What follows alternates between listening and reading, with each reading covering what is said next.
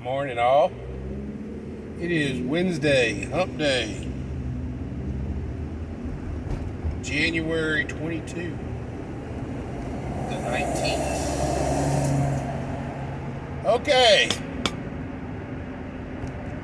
This is going to be another rambler, so if y'all don't want to go down any rabbit holes, just scroll on to the next one.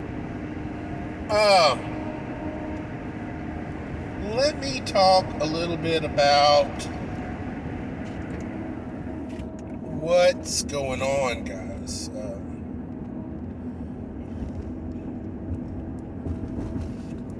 Now, let me ask a question. Why is it that some of you guys, both sides of the aisle, were more than willing to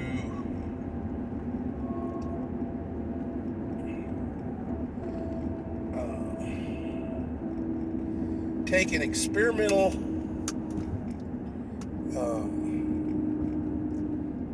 injection under one president, but not the other. President A is the one who initiated the need and call for this injection.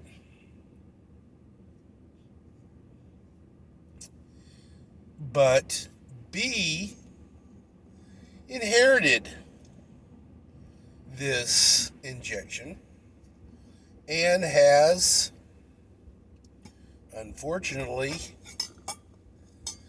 the burgeonings of weaponization of this current thing.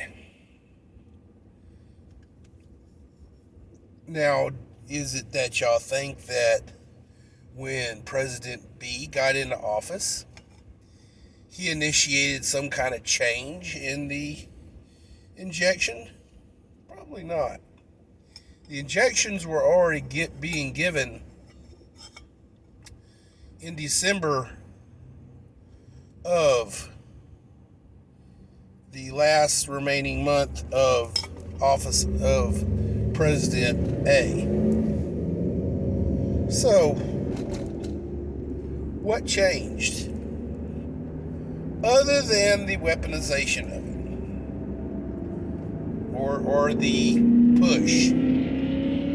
Pretty sure that President A may have not necessarily been pushing it, but he pushed industry to make it. He probably would have been, oh, it's good, it's wonderful, it's amazing, it's phenomenal, stuff like that. Is it all a matter of the packaging, guys? I don't know, but neither here nor there. So, guys, ladies and gentlemen of the jury, let's talk about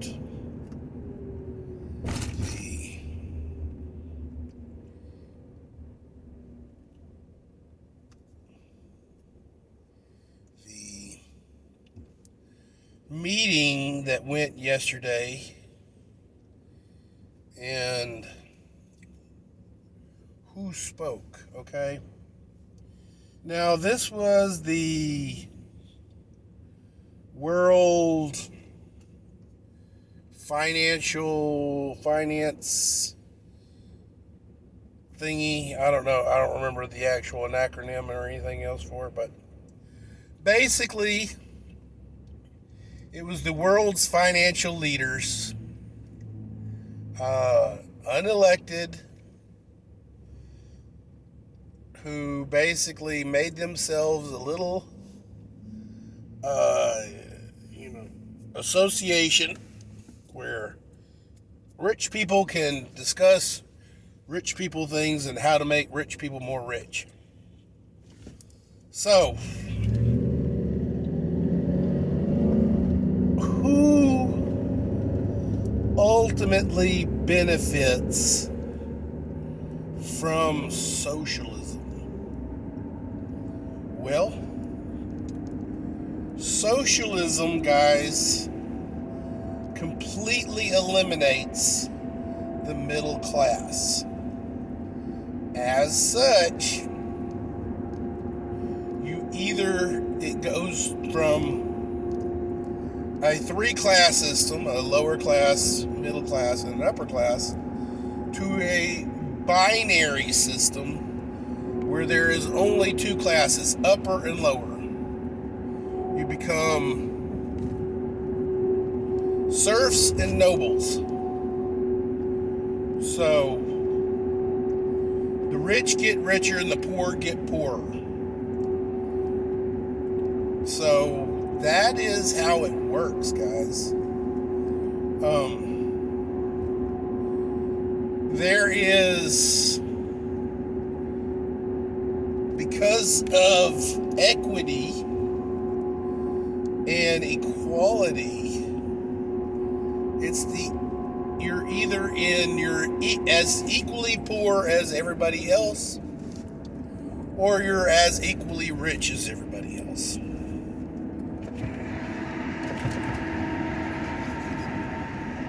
And really and truly, it doesn't even work like that on the rich side. You can get stunningly wealthy. And because the government actually controls labor and resources, the opportunity to grow, the corporate leaders have very little risk in their endeavors, because all they got to do is give a little bit extra money to the government, and the government makes it happen if they need to make a change.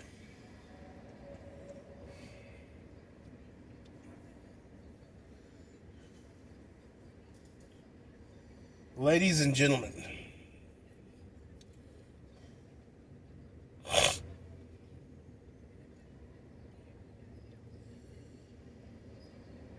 a corporation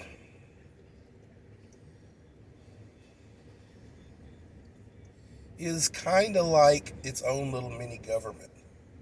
It has a president, has a board, which is the Congress and stuff like that.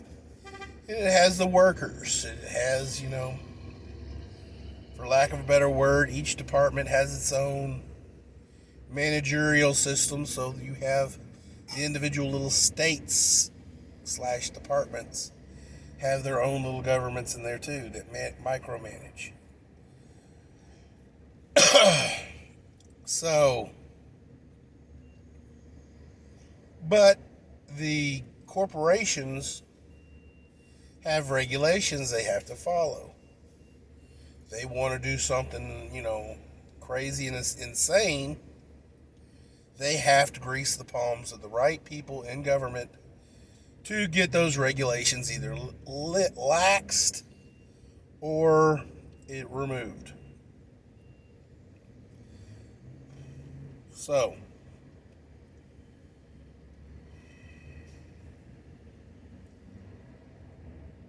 guys, we do not want, and I don't care what side of the aisle you are on, you do not want our broken government making our decisions for us. You may think, oh, well, I don't like the way Bobby is doing something, so I want to make a law that makes it where he can't do that. No. You go over, you tell Bobby to stop doing what he's doing, and you do it in such a way, and he stops doing what he's doing. You use tact. Problem is, guys, we don't talk to our neighbors. We talk to people freaking miles and miles away on a box in our hand or on our desk, and that's it,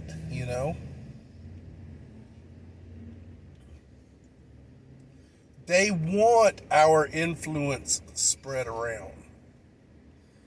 They do not want our influence to be localized. They don't want me in my neighborhood to talk and get all on the same page and all go to the voting booth and make the same vote.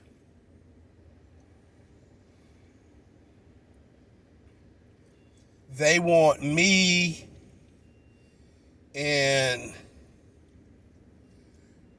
everybody else to be hundreds of miles away or in other countries to where my influence is watered down.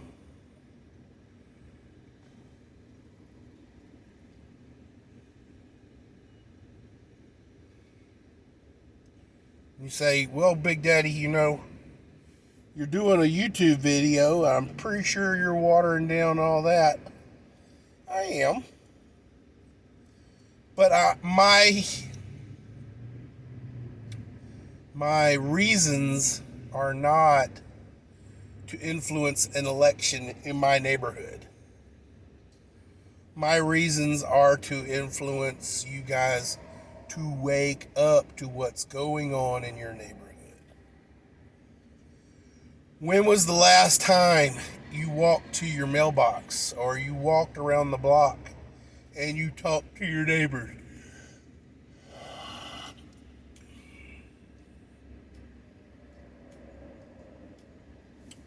When was the last time you walked your neighborhood and saw what was going on? One of the exits to my neighborhood is actually being deforested right now. Had some woods in it, and they took out 80 to 90% of all the trees in a week. No idea what they're doing. They're probably going to be putting a freaking another gas station. Like I need another gas station in my freaking neighborhood. Literally, you could throw a rock from my house and hit a fucking gas station.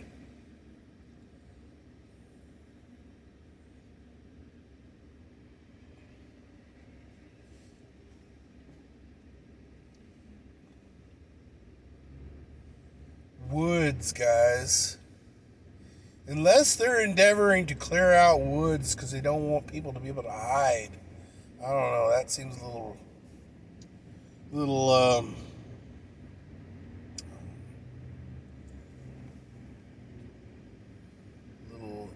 improbable, but hey, it could happen. They created Agent Orange in a lab to deforest the island nation of Vietnam. So, could happen.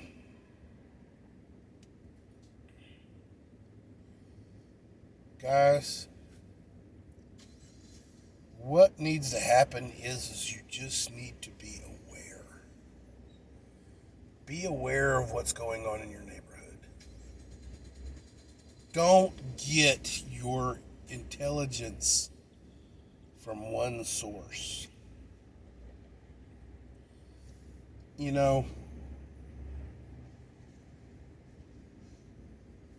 Bill Clinton, during his presidency, after the bombing of the USS Cole, had a strategic attack and hit an aspirin, quote unquote, aspirin factory.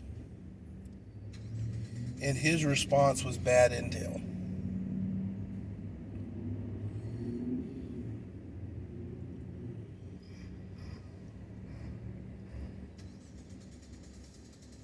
There is a saying, measure twice, cut once. That is a saying that needs to be applied to every aspect of your life. Get information from more than one source before you make a decision. Don't limit your intelligence.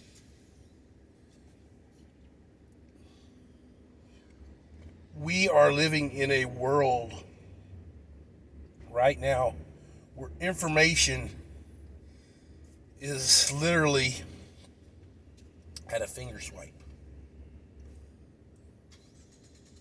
Why would you limit your intelligence gathering to one source when so much other stuff is available?